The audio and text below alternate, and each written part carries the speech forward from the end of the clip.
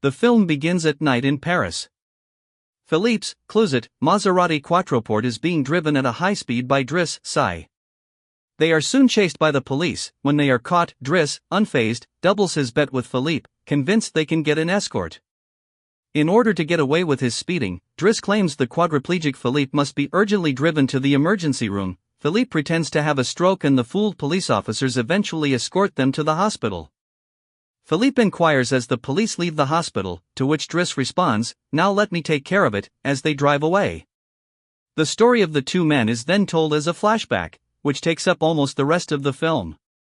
Philippe, a wealthy quadriplegic with a posh Parisian mansion, and Magali, his assistant, are interviewing potential live-in caretakers.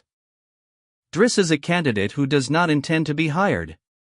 He is just there to get a signature proving that he was rejected from an interview in order to keep getting welfare benefits. He is extremely casual and shamelessly flirts with Magali. He is told to come back the next morning to get his signed letter. In a gloomy Parisian suburb, Driss returns to the minuscule apartment he shares with his extended family.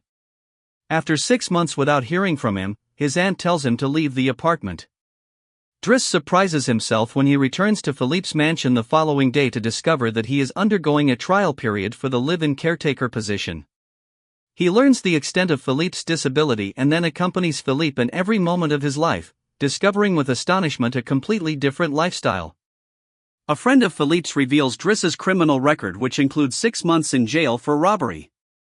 Philippe states he does not care about Driss's past because he is the only one that does not treat him with pity or compassion, but as an equal. He says he will not fire him as long as he does his current job properly. Over time, Driss and Philippe become closer. Driss dutifully takes care of his boss, who frequently suffers from phantom pain. Philippe discloses to Driss that he became disabled following a paragliding accident and that his wife died without bearing children. Gradually, Philippe is led by Driss to put some order in his private life, including being more strict with his adopted daughter Elisa, who behaves like a spoiled child with the staff. Driss discovers modern art, both traditional and modern, and opera, and even takes up painting. For Philippe's birthday, a private concert of classical music is performed in his living room. Driss is initially reluctant, but Philippe leads her to pay closer attention to the music and she eventually opens up to it. Driss then plays the music he likes to Philippe, Boogie Wonderland, by Earth, Wind and Fire, which opens up everybody in the room to dance.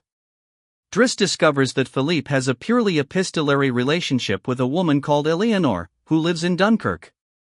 Driss invites him to meet her, but Philippe is concerned about how she will react when she learns about his disability. Driss eventually convinces Philippe to talk to Eleanor on the phone. Philippe agrees to send Driss a picture of him in a wheelchair, but he hesitates and asks his assistant, Yvonne, to send a picture of him before his accident. Eleanor and Philippe have agreed to go out on a date. Philippe leaves with Yvonne before Eleanor arrives because he is too afraid to meet Eleanor.